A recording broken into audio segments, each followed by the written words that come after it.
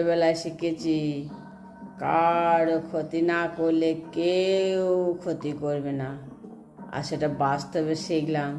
তুমি যার ভালো চাইবে সবার আগে সেই তোমার ক্ষতি করবে। আমাকে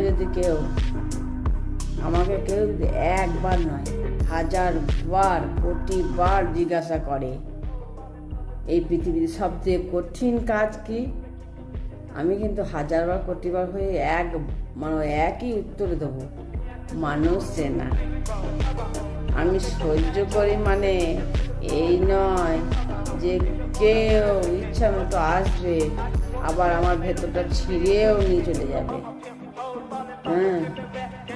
ফুঁ দিয়ে প্রদীপ নেভানো যায়, কিন্তু ধূপকাঠি নয়।